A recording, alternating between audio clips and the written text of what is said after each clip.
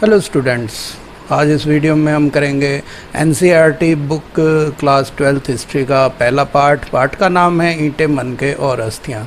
इसके सभी NCERT book में दिए गए प्रश्नोत्तरों को हम यहाँ करेंगे, तो आपको सभी प्रश्नों के उत्तर इसमें मिलेंगे। तो शुरू करते हैं वीडियो को। पहला प्रश्न है, हड़प्पा नगरों में लोगों के लिए उपलब्ध भोजन की वस्तुओं की सूची बनाएं और उन समूहों की पहचान करें जिन्होंने इन्हें प्रदान किया होगा। यानी कि आपको ये बताना है कि हड़प्पा के लोग क्या क्या खाते थे और वो इनको किन किन से प्राप्त करते थे। तो इसका जो उत्तर होगा टेबल बना के दर्शाया है। इधर भोजन है और इधर जो है खाद्य पदार्थों का देने वाले समूह हैं कि वो कहाँ से उनको प्राप्त करते थे। तो पहला जो है वो है पेड़ पौधों से प्राप्त उत्पाद, यानी कि वो भोज्य पदार्थ जो कि उनको पेड़ पौधों से मिला करते थे। तो इनको ये खाद्य संग्राहकों से प्राप्त करते थे। खाद्य संग्राहक का मतलब भोजन संग्रह करने वाले, इकट्ठा करने वाले। और दूसरा जो है मांस, मछली वगैरह जो थे वो मांस में इसमें जो है विभिन्न पशुओं के मांस, यहाँ तक कि इसमें घड़ियाल और जंगली सुअर जिसे वारा कहते हैं उसके मांस को खाने के भी यहाँ पे संकेत मिले हैं। तो ये सब जो हैं ये शिकारी समूहों से, ऐसा माना जाता है, ये शायद प्राप्त करते होंगे। और गेहूँ, मक्का, बाजरा, दाल, चावल और अन्य खाने योग्य जो उत्पाद हैं ये कृषि समूहों से, यानी कि कृषकों से, खेती करने वाले लोगों से ये प्राप्त करते थे। प्रश्न नंबर 2 है, पुरातत्वविद हड़प्पा समाज में सामाजिक आर्थिक भिन्नताओं का पता कैसे लगाते हैं, वे क्या अंतर देखते हैं। यानी कि आपको बताना है कि सामाजिक रूप से या आर्थिक रूप से जो वो उनमें अलग थी, भिन्नताएं थी, उनको वो कैसे पहचानते हैं। तो इसका उत्तर होगा कि पुरातत्वविद निम्नलिखित तरीकों से हड़प्पा समाज में सामाजिक आर्थिक अंतरों का पता लगाते हैं कि सामाजिक रूप से उनमें क्या फ़र्क था और आर्थिक रूप से क्या फ़र्क था। तो ये जो है अंत्येष्टि की क्रिया कैसे की जाती थी, यानी कि शवों को किस प्रकार से उनका अंतिम संस्कार किया जाता था। और दूसरा विलासिता की तलाश में, यानी कि विलासिता की वस्तुएं किस प्रकार की उनके साथ होती थी, कि किस प्रकार की विलासिता की वस्तुओं का वो उपयोग करते थे, इनको तलाश कर वो पता लगाते हैं। तो पुरातत्वविदों ने हड़प्पा समाज में जो सामाजिक आर्थिक स्थितियां थी उनमें निम्नलिखित अंतरों पर ध्यान दिया है। पहला है कि हड़प्पा समाज में मृतकों को आमतौर पर गर्तों, जिन्हें गड्ढा या कब्र भी कह सकते हैं, में दफनाया जाता था। कुछ कब्रगाहों के पवित्र स्थानों को ईंटों से बनाया गया था, यानी कि कब्रों को बनाने के लिए ईंटों का प्रयोग किया जाता था। कुछ कब्रें जो होती थी कच्ची भी होती थी, यानी कि उनमें ईंटों का प्रयोग नहीं किया जाता था। तो कुछ कब्रों में मिट्टी के बर्तन और आभूषण होते थे और कुछ उदाहरण ऐसे भी मिले हैं जिनमें मृतकों के साथ तांबे के दर्पण को भी दफनाया जाता था। तो इनसे पता लगता है कि ये शवदाग्रह जिस प्रकार के थे कि कच्चे रहे होंगे या उनमें मिट्टी के बर्तन थे या आभूषण थे, या फिर वो ईंटों से बनाए गए थे, उसमें या तांबे के दर्पण रखे गए थे। इन सब से व्यक्ति की आर्थिक स्थिति का, सामाजिक स्थिति का पता लग सकता है कि वो किस तरह के सामाजिक और आर्थिक स्तर का व्यक्ति रहा होगा, क्योंकि कच्ची ईंटों की कब्र से तो ऐसा लगता है कि वो सामान्य व्यक्ति रहा होगा।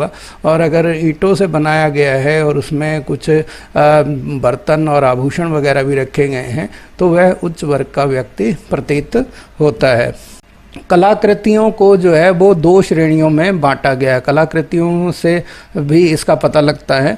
तो उपयोगितावादी चीज़ें थी या विलासिता की चीज़, यानी कि रोज़ाना उपयोग में आने वाली चीज़ें थी या कभी कभार शौकिया तौर पर इस्तेमाल करने वाली थी। तो उपयोगितावादी वस्तुएं जो है दैनिक उपयोग की हैं और ये पत्थर या मिट्टी जैसी साधारण सामग्री से बने होते हैं और ये सभी बस्तियों में पाए जाते थे ऐसे पदार्थ। और दूसरे जो हैं कि हड़प्पा और मोहनजोदड़ो की बड़ी बस्तियों में विलासिता की वस्तुएं पाई जाती थी। विलासिता का मतलब ऐशो आराम ग्राम की, या अपना जो अमीर लोगों के पास जैसे कुछ उच्च कोटि की वस्तुएं होती हैं, महंगी वस्तुएं होती हैं, वो विलासिता की वस्तुएं कहलाती हैं। तो ये उस समय यहाँ पर फ्योन्स जैसी मूल्यवान सामग्रियों से बने होते थे, यानी कि मिट्टी के ना बन के फ्योन्स से इनके बर्तन जो होते थे ये कलाकृतियाँ बने होते थे।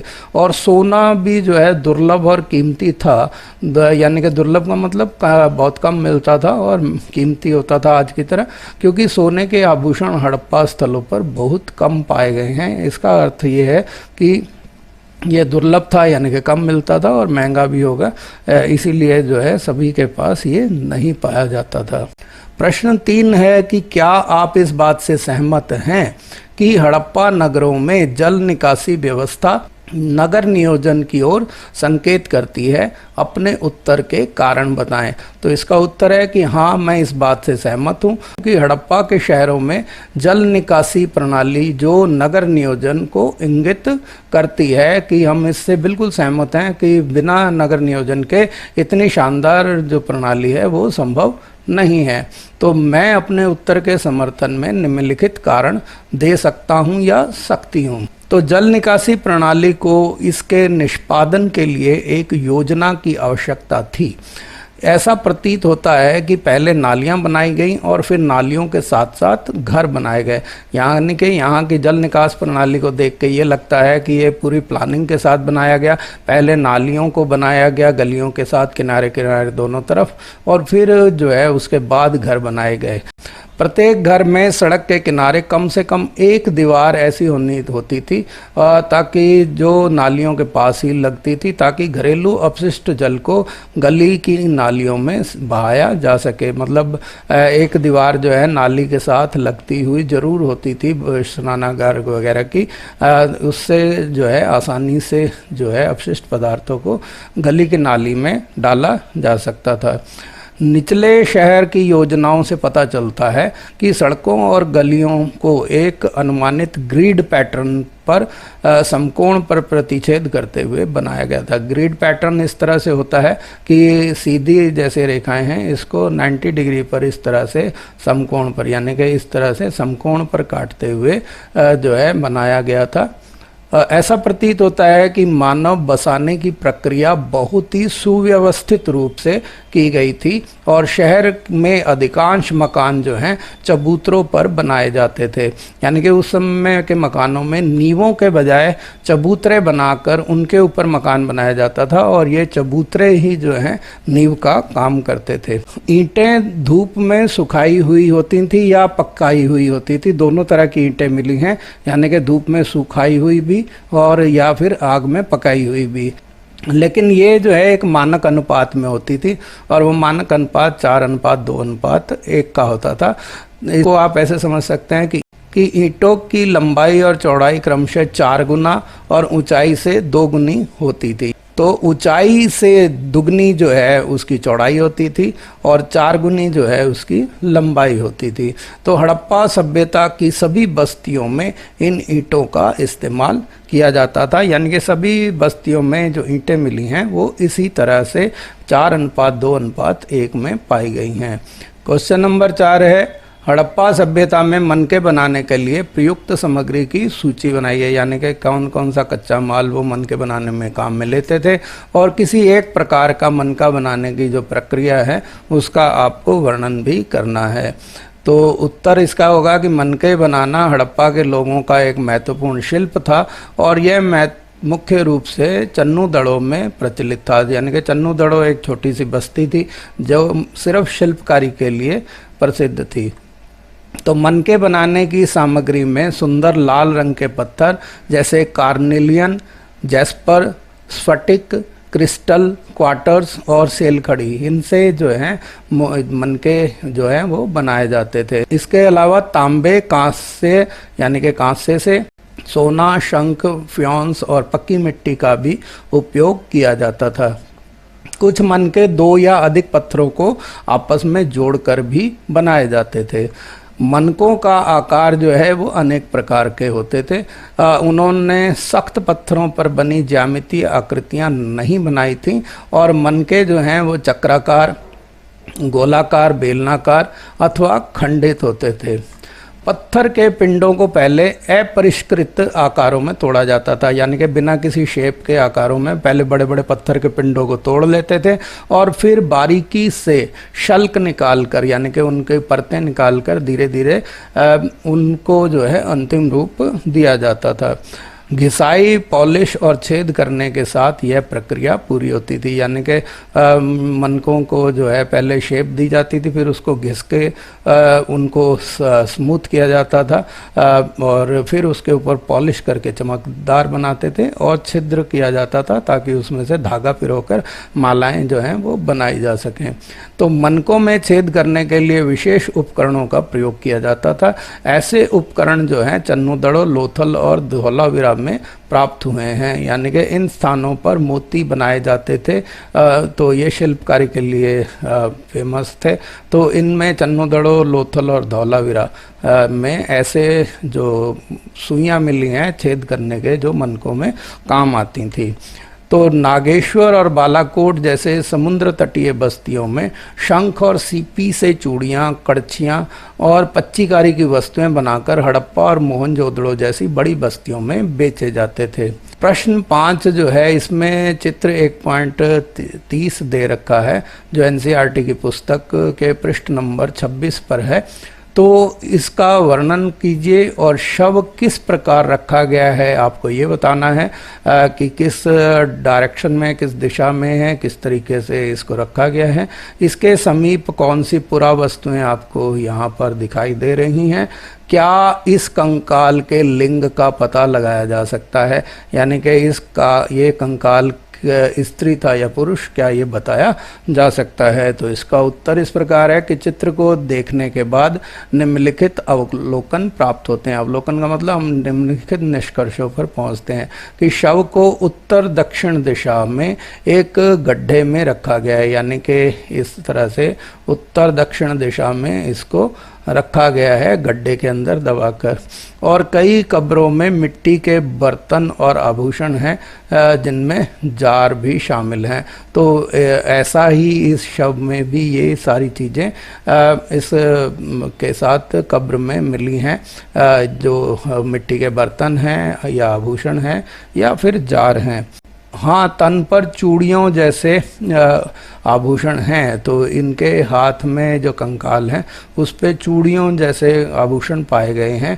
तो इससे कंकाल के लिंग की ओर संकेत मिलता है कि ये किसी महिला का शरीर है। तो यह निष्कर्ष निकाला गया है कि हड़प्पा सभ्यता के क्षेत्र में रहने वाले लोगों के बीच महान सामाजिक और आर्थिक अंतर थे, लेकिन समग्र रूप से ऐसा प्रतीत होता है कि हड़प्पावासी कीमती चीज़ों को मृतकों के साथ दफनाने में विश्वास नहीं करते थे, यानी कि बहुत महंगी चीज़ें जो हैं वो किसी किसी शवदागृह में ही मिली हैं।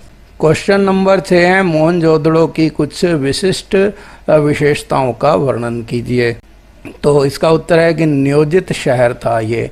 तो हड़प्पा एक नियोजित शहरी केंद्र था जो कि 2 भागों में विभाजित था। शहर का एक हिस्सा छोटा था और उसे ऊंचे स्थान पर बनाया गया था, और दूसरा जो भाग है वो तुलनात्मक रूप से, यानी कि पहले वाले जो ऊंचे वाले स्थान पर बनाया हुआ भाग था उससे ये एक तुलनात्मक रूप से कुछ बड़ा था और इसे निचले स्थान पर बनाया गया था। तो पहले भाग को गढ़ के रूप में, यानी कि गढ़ में किले के रूप में डिजाइन किया गया था, और दूसरा भाग जो है वो निचले शहर के रूप में था। गढ़ की बात करें तो गढ़ की ऊंचाई इस तथ्य के कारण है कि यह मिट्टी की ईंटों के चबूतरे पर बनाया गया था। इसके चारों ओर दीवारें थी और ये दीवारें निचले शहर से अलग करती थी इसको। निचला शहर जो है यह एक 4 दीवारी वाला शहर था, यानी कि शहर को भी सेफ्टी पर्पस से, सुरक्षा की दृष्टि से 4 दीवारी उसके तरफ साथ की गई थी। अधिकांश भवनों का निर्माण जो है चबूतरों पर किया गया था, यानी कि ये नहीं है कि सिर्फ किले के जो दुर्ग है उसको ही चबूतरे पर बनाया गया था। काफ़ी सारे भवन जो हैं वो चबूतरों पर बनाए गए थे। वास्तव में इन चबूतरों को आधारशिला माना जा सकता है, यानी कि नींव माना जा सकता है। इन चबूतरों के निर्माण के लिए भारी मात्रा में श्रम बल की आवश्यकता थी। जाहिर है कि पहले शहर की योजना बनाई गई और फिर जो है भवन बनाने की योजना लागू किया गया था। धूप में सुखाई गई ईंटें या पकी हुई ईंटों की गुणवत्ता भी नियोजन की अवधारणा को सिद्ध करती हैं। सभी ईंटें जो हैं वो मानक अनुपात 4:2:1 की थी और ईंटों की लंबाई और चौड़ाई क्रमशः ईंटों की ऊंचाई से 4 गुना और दुगनी थी। इन ईंटों का उपयोग हड़प्पा सभ्यता की सभी बस्तियों में किया गया था। ड्रेनेज सिस्टम यानी कि जल निकासी व्यवस्था की बात करें तो ड्रेनेज सिस्टम जो है वो सुनियोजित था और सभी सड़कों और गलियों को ग्रिड पैटर्न से बनाया गया था और वे एक दूसरे को समकोण पर काटते थे। ऐसा प्रतीत होता है कि नालियों वाली गलियां पहले बनाई गईं और बाद में उनके साथ घर बनाए गए थे। घरेलू पानी के बहाव के लिए हर घर में सड़क के साथ कम से कम एक दीवार होती थी। और गढ़ की बात करें तो गढ़ में कई इमारतें थी। इन भवनों का उपयोग अनेक विशेष सार्वजनिक प्रयोजनों के लिए किया जाता था। माल गोदाम यहाँ मिला है जहाँ पर अन्न आदि सुरक्षित रखे जाते हैं थे और वृहत स्नानागार, एक विशाल स्नानागार भी मिला है, बाथरूम मिला है जो कि एक तालाब के रूप में है, सरोवर के रूप में। तो ये दो महत्वपूर्ण निर्माण यहाँ मिले हैं। प्रश्न 7 है, हड़प्पा सभ्यता में शिल्प उत्पादन के लिए आवश्यक कच्चे माल की सूची बनाएं और चर्चा करें कि इन्हें कैसे प्राप्त किया गया होगा। तो इसका उत्तर है हड़प्पा सभ्यता में शिल्प उत्पादन के लिए आवश्यक कच्चा माल नीचे दिया गया है। जैसे कैमेलियन है, जेस्पर है, क्रिस्टल है, क्वार्टर्स है और सेल खड़ी। और पत्थर जो है तांबा, कांसा, सोना जैसी धातुएं और शैल, फ्योन्स और टेराकोटा और जली हुई मिट्टी, ये सब जो है कच्चा माल यहाँ पर पाया जाता था जो उपयोग होता था। और कच्चे माल को नीचे उल्लेखित अनुसार प्राप्त किया जाता था, यानी कि कहाँ कहाँ से कैसे प्राप्त करते थे। तो उन्होंने नागेश्वर और बालाकोट जैसे क्षेत्रों में बस्तियां स्थापित की जहां सीपें उपलब्ध हैं।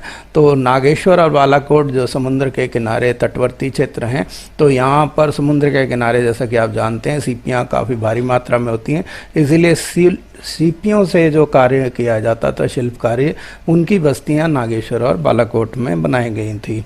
अन्य स्थानों में सुदूर अफगानिस्तान में शोर्तगई, लापिस लाजुली या जिसे लाजवर्द भी कहते हैं, ये एक नीले रंग का पत्थर होता है। इसके सबसे अच्छे स्रोत के पास इनको जो जहाँ पे अफगानिस्तान के शोर्तगुई में ये लाजवर्द पत्थर जो एक कीमती पत्थर था पाया जाता था, इसलिए वहाँ पर भी बस्ती मिली है।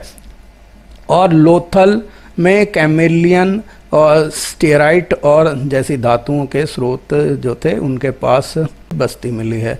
तांबे के लिए राजस्थान के खेतड़ी क्षेत्र और सोने के लिए दक्षिण भारत जैसे क्षेत्रों में अभियान भेजे जाते थे। अभियान का मतलब होता है जो यदा कदा कभी किसी विशेष मौके पर वर्षों में एक बार कभी जो है इसको भेजा जाता था ताकि वहाँ से सामान लाया जा सके।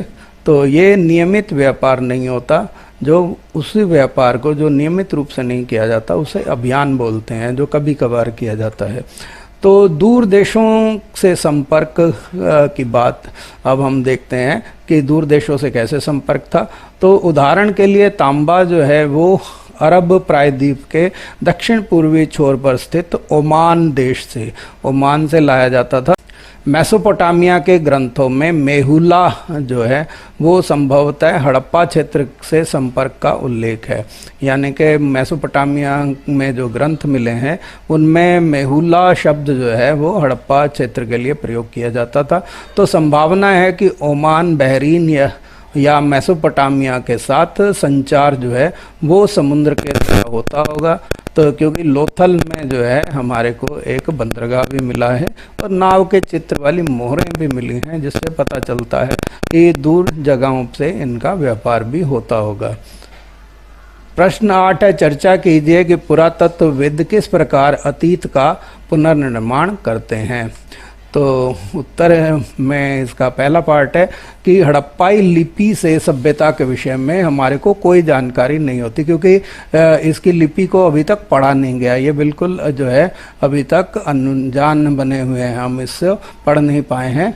तो रहस्यमयी ये लिपि है और यह केवल भौतिक साक्ष्य है जो कि पुरातत्व विभाग को हड़प्पाई जीवन को पुनर्जीवित करने में सहायक है। यानी कि जो वहाँ पर भवन वगैरह मिले हैं, उन भौतिक जो साक्ष्य मिले हैं, उन्हीं से हम जो है इनके बारे में जान सकते हैं। किसी पुस्तक या शिलालेख को पढ़कर इनके बारे में नहीं जान पाए हैं। तो यह वस्तुएं जो हैं मृदभांड यानी कि मिट्टी के बर्तन, औजार, आभूषण और घरेलू सामान हो सकते हैं। यानी कि जो भौतिक साक्ष्य हैं वो मिट्टी के बर्तन हो सकते हैं, कुछ औजार हो सकते हैं, आभूषण यानी कि गहने हो सकते हैं, और घरेलू सामान जो हो सकता है वो हो सकता है। तो उष्ण कटिबंधीय क्षेत्र जो हैं जहाँ गर्मी काफ़ी पड़ती है, तो इन क्षेत्रों में जैविक पदार्थ जो हैं वो नष्ट हो जाते हैं, जल्दी गर्मी के वजह से खराब हो जाते हैं, परंतु पत्थर, पकी हुई मिट्टी और धातु की वस्तुएं बच जाती हैं। तो इसीलिए यही जो हैं काम में आते हैं हमारे। टूटी हुई तथा अनुपयोगी वस्तुएं ही फेंकी जाती थी, अन्य वस्तुएं पुनर्चक्रण की जाती थी, यानी कि उनको रिसाइकिल कर लिया जाता था। जो बिल्कुल बेकार वस्तुएं होती थी उनको ही फेंका जाता था। उनकी खोजें जो हैं प्रारूपिक के बजाय संयोगिक होती हैं, यानी कि ये संयोग से ही मिल जाते हैं, कोई नियमित रूप से नहीं मिलते। खोजों का वर्गीकरण किस प्रकार किया जाता है? तो पुरातत्वविद खोजों का वर्गीकरण करते हैं, उसमें प्रयुक्त पदार्थों के आधार पर और उपयोगिता के आधार पर मूल्यांकन किया जाता है। यानी कि वो पदार्थ जो हैं विलासिता के लिए उपयोग किए जाते थे या दैनिक उपयोग में आते थे, इसके आधार पर उनका मूल्यांकन करते हैं। उनकी खोज की उपयोगिता की तुलना वर्तमान समय से की जाती है, यानी कि वो किस काम में लिए जाते होंगे, तो उसका उपयोगिता किस प्रकार रही होगी, उसे हम आज के समय में उस प्रकार की चीज़ों को किस प्रकार इस्तेमाल करते हैं उससे हम तुलना करके देखते हैं। जैसे मनके हैं, चक्कियां हैं, तो चक्की से आटा पीसा जाता है, मनके जो हैं श्रृंगार के लिए प्रयोग किए जाते हैं। तो हम भी ये समझते हैं कि ये श्रृंगार प्रिय थे और चक्कियों द्वारा आटा या अनाज पीसा जाता होगा। तो उपयोगिता से वह जांच करते हैं कि वस्तु घर में मिली, नाले में मिली या कब्र में कहाँ मिली है, इससे भी पता लगाते हैं कि वो किस काम में लाई जाती होगी। अप्रत्यक्ष साक्ष्यों का प्रयोग, तो पुरातत्वविद अप्रत्यक्ष साक्ष्यों का, जैसे पहनावे के बारे में मूर्तियों के चित्रण से जानकारी प्राप्त करने की जो है कोशिश करते हैं कि जो मूर्तियां मिली हैं तो उनके ऊपर किस प्रकार से वस्त्र पहने जाते थे, उनसे ये अंदाज़ा लगाया जाता है कि यहाँ के लोग किस प्रकार के वस्त्र धारण करते थे। और असामान्य और अपरिचित वस्तुओं की व्याख्या भी की जाती थी। तो जैसे असामान्य और अपरिचित वस्तुओं की व्याख्या धार्मिक प्रथाओं आदि के रूप में की जाती हैं। जैसे आभूषण से लदी हुई जो है वो मृण मूर्तियों को मातृदेवी माना जाता था, और मानकीकृत मुद्रा में पुरुष को पुरोहित राजा मानना इसके उदाहरण हैं। विशाल स्नानागार और कालीबंगन तथा लोथल में मिली वेदियां भी अनुष्ठानिक महत्व को बताती हैं। तो ऐसा समझा जाता है जैसे हम यज्ञ वगैरह करने के लिए वेदियां बनाते हैं, और या फिर जो है किसी त्यौहार वगैरह पे स्नान करने के लिए तालाबों आदि का, नदियों आदि का प्रयोग करते हैं। तो उसके आधार पर हम ये मानते हैं कि ये विशाल स्नानागार और जो कालीबंगा और लोथल में वेदियां मिली हैं ये अनुष्ठान कार्य करने के लिए काम में ली जाती होंगी।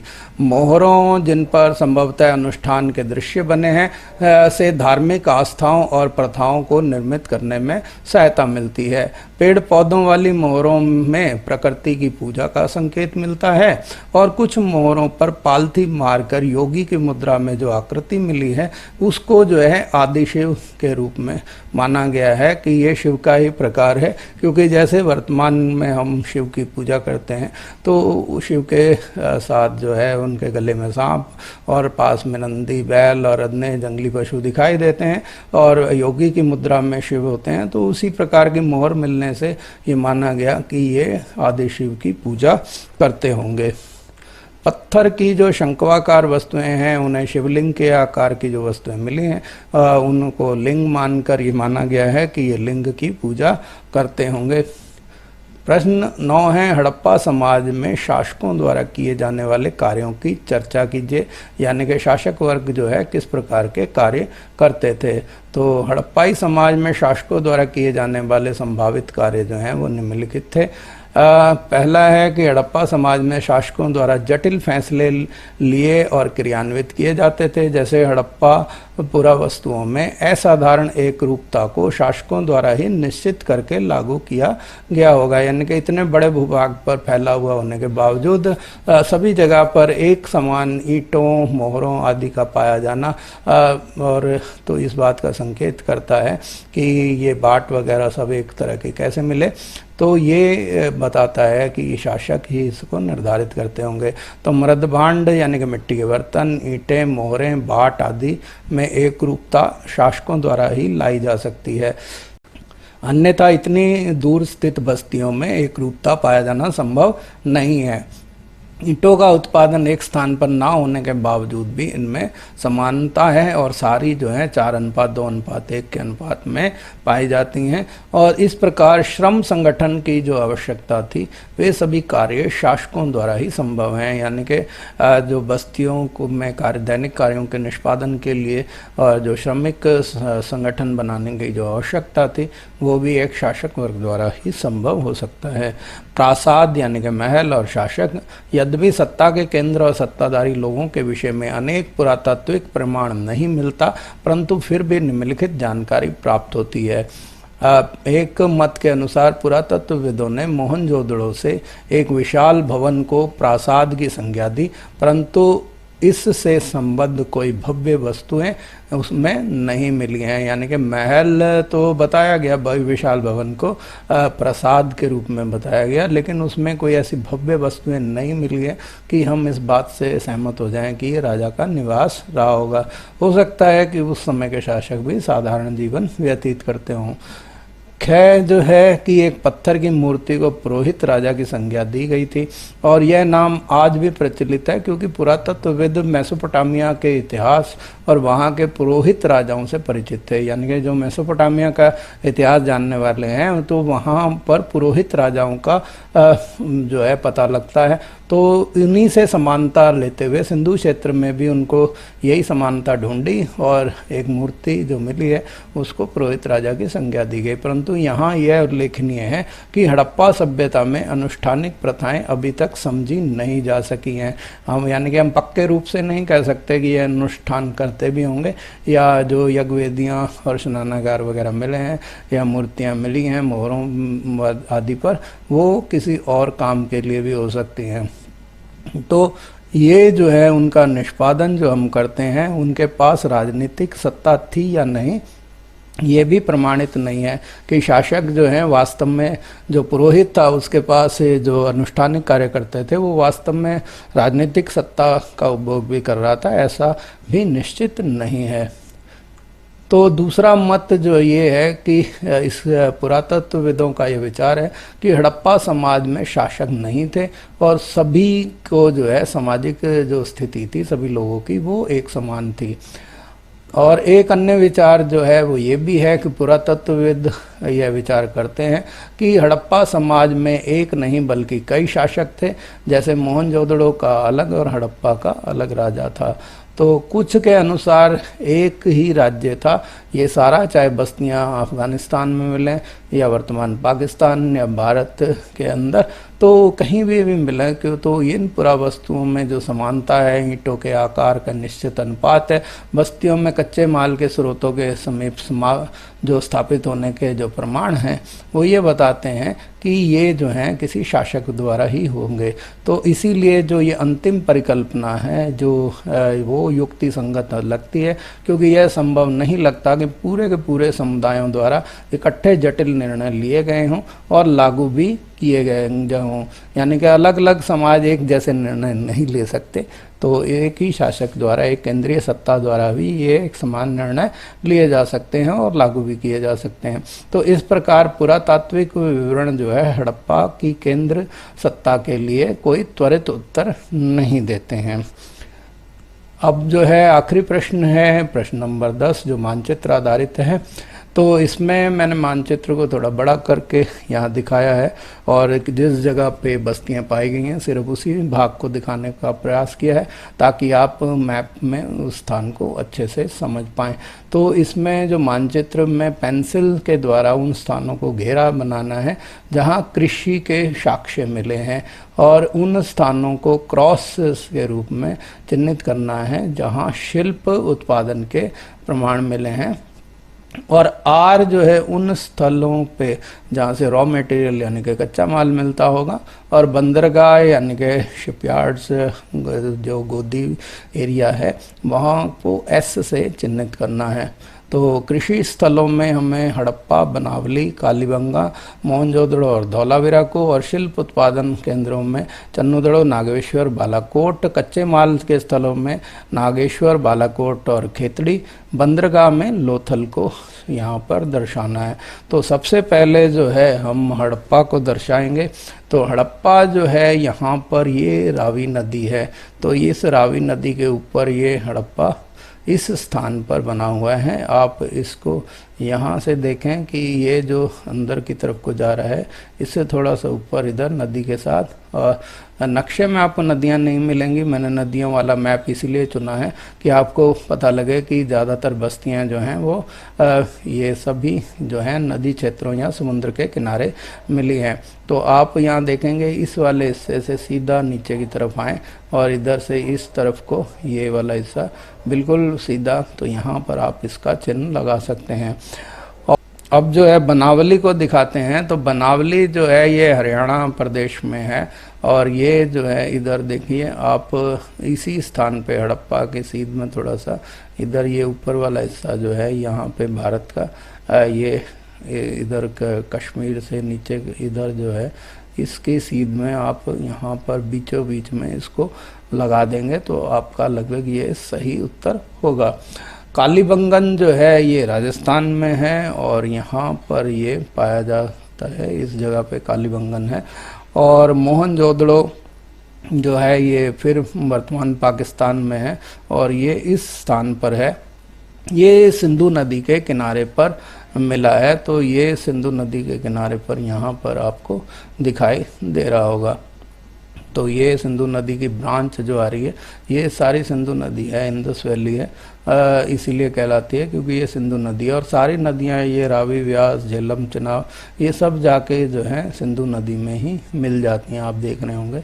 और यहाँ से आगे चलती हैं तो ये सिंधु नदी की एक धारा है जो इधर को जा रही है, तो इसी धारा के इधर मोहनजोदड़ो स्थित है। तो ये आप यहाँ पे ये जो भाग बाहर निकला हुआ राजस्थान का, इसके सीध में आप जो है इधर इसको लगा सकते हैं। इस क्षेत्र से ऐसे लेके अगर आप समकोण बनाएं तो आप यहाँ पर इसको चिन्हित कर सकते हैं। अब जो है धौलावीरा गुजरात में है और ये यहाँ पर देख सकते हैं आप, गुजरात में इस जगह पर है धौलावीरा।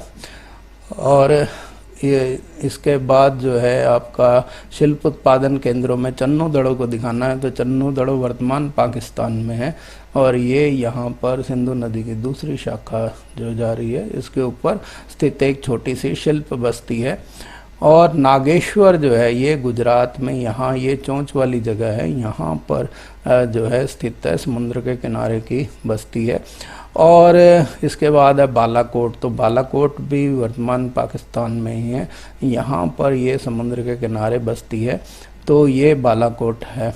और कच्चे माल के स्थल जो हैं वो दिखाने नागेश्वर, जिसे हम पहले ही यहाँ दिखा चुके हैं, तो इसीलिए हम इसके रॉ मटेरियल वाला आर जो है इसी पर ही लगा रहे हैं पहले से, क्योंकि ऑलरेडी दिखा रखा है। बालाकोट भी पहले से ही दिखा रखा है, इसलिए यहाँ पर भी इसको आर लगा दिया।